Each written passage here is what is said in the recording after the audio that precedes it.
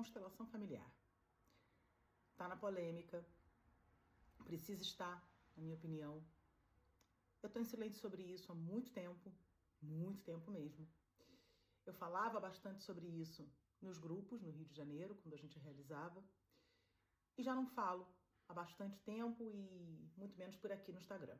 Diante de tudo que está acontecendo essa semana, a proposição do ministro, todos os debates que estão acontecendo, eu senti de me organizar, pontuei aqui uma série de itens e vou tentar falar objetivamente, porque para mim é um assunto assim muito vasto, por isso eu acabei também demorando bastante a vir falar. A primeira coisa para deixar claro é: eu concordo que é uma técnica que pode ser perigosa. Eu concordo com isso desde o início, desde a primeira vez que eu vi a constelação sendo realizada, eu como cliente. Então eu senti de começar por aí, né? Porque o meu contato com a constelação familiar, ele começa através da minha mãe no sentido teórico. Ela estudava a constelação um pouco, não chegou a fazer um curso exatamente, mas ela tinha lá uma conexão forte com isso e me apresentou a existência disso, mas eu que caí dentro, eu que fui mesmo para a constelação. E na primeira experiência que eu tive numa constelação de grupo, eu me senti revivendo parte do abuso. Foi uma história bem difícil para mim.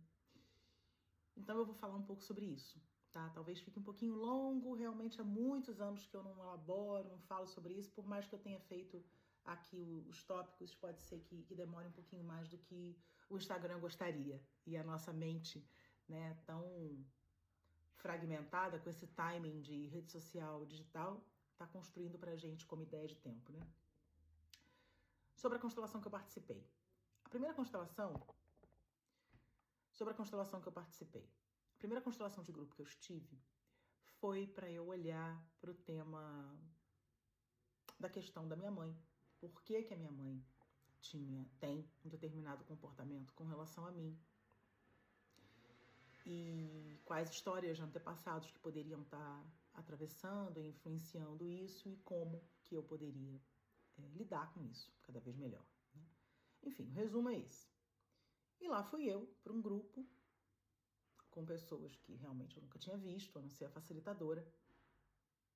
Quando eu me vi, então, depois de vários acontecimentos, né, muito impactantes, um possível aborto que possa ter acontecido comigo, que eu nunca tomei conhecimento, e que pode ter sido uma gestação interrompida espontaneamente, claro, a gente sabe que isso existe, mas é tudo muito impactante, né? Até que chegou, minutos depois, na parte para mim mais impactante de todas. Havia uma mulher representando a minha mãe e a facilitadora dizia: ajoelha e reverencia ela. Para mim aquilo não fazia o menor sentido,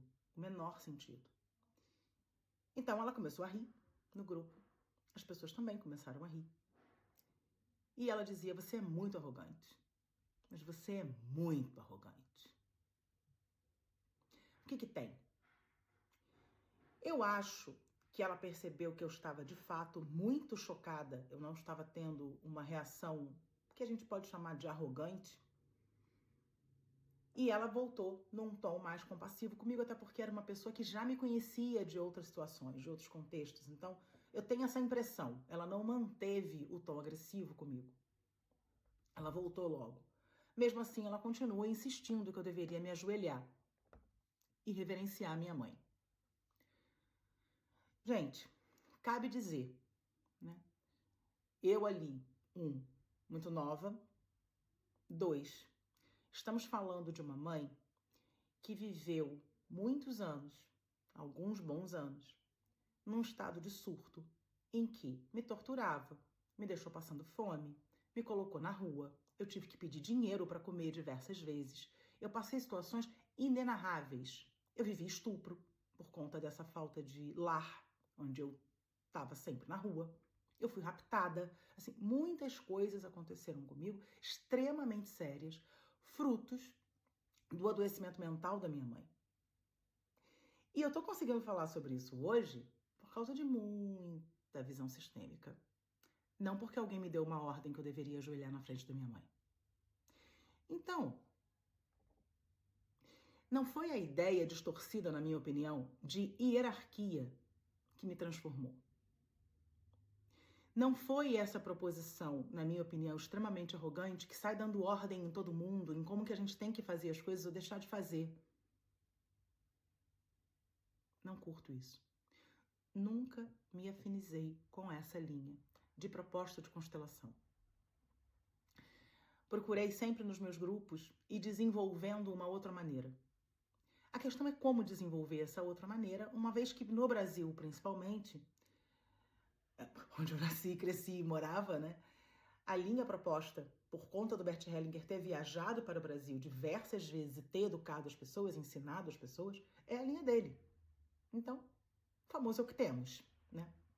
Eu acredito que muitas pessoas estudem essa linha por uma questão de simplesmente ser que conhecem. Eu não tô com isso diminuindo a importância dele, não tenho nem como fazer isso, né? Assim, acho que quem aí tem um pouco de visão sistêmica sabe que não cabe a uma pessoa esse tipo de avaliação que diminui, categoriza, né? Que hierarquiza, porque hierarquia faz parte de uma ilusão, e quando o Bert Hellinger fala de princípio de ordem, seria muito maravilhoso se os consteladores familiares começassem a entender que ordem e hierarquia são coisas diferentes. Não conseguem, porque falta visão sistêmica. Falta ecologia profunda, falta percepção permacultural, falta muita coisa. Enfim, podemos falar sobre isso num outro momento. Eu começo a ficar muito emocionalmente mexida com esse assunto. É um assunto que, para mim, ele é passional, ele é pessoal. Essa coisa da impessoalidade de uma figura de um terapeuta que está ali como se fosse tentando bancar um Freud, eu não acredito nisso, nunca acreditei nisso. Então, vou agora seguir aqui o meu script, porque eu sabia que isso ia acontecer, que eu ia começar a falar e ia me perder. Coloquei aqui uma pergunta. Deveria estar no judiciário? Não, não deveria. Eu no início achei que talvez. Logo assim, quando começou a aparecer no judiciário, eu namorei essa hipótese e comecei a pensar que seria interessante eu, através do Inspiralante, propor uma parceria com a Vara de Família, Infância e Adolescência, especificamente pela minha história e por conta do meu antepassado, né, o tio do meu pai, ter sido o juiz que iniciou a Vara da Infância. Não existia lei para criança. Então foi um Melo Matos que fez isso, então eu tinha esse interesse. Tentei namorar essa história, tentei seguir com esse projeto, não fluiu, dei graças a Deus depois. Por quê? Porque, conforme cresceu o número de consteladores, deu para perceber, minha visão, que o que falta, seja na proposição do Bert Hellinger, seja na maneira como profissionais fazem a leitura do Bert Hellinger, seja, na minha opinião, em ambas as vertentes, tanto na maneira como ele propõe, como fazem a leitura do que ele propõe, falta essa visão do que é a vida mesmo. Quando ele traz isso de diversas formas, ele tenta trazer isso de um lugar de um homem branco, que cresceu numa situação de brancos, numa estrutura europeia, mesmo com toda a dor que ele viveu. É diferente de um mundo tribal. Quando ele vai beber na fonte desse mundo tribal Zulu, ainda assim é uma inspiração. Então ele está entregando para a gente o que dava, para o tempo dele, para o momento dele. Os profissionais que vão se formando a partir dessa propositura que ele traz, precisariam, na minha opinião, desenvolver compaixão, senso crítico, respeito à história do outro, respeito à história do outro, respeito à possibilidade do outro, respeito real e mais profundo. Falta muito respeito, gente. Falta muita noção de impacto, falta muita noção de impacto do que é o psicológico de cada pessoa. O que a gente está verbalizando ali, o que a comunicação está trazendo, está colocando e está potencializando na cabeça das pessoas. Perigoso sim, na minha opinião. Perigoso porque alguns formadores vão passar um pouco mais essa noção, outros não. Como é que a gente vai saber? Quem regula, quem filtra? Difícil saber, né? E aí começa esse debate, que para mim também faz parte de uma espécie de um surto coletivo, que distorce o que talvez deveria ser de fato, né, a reflexão. Ah, então é pseudociência.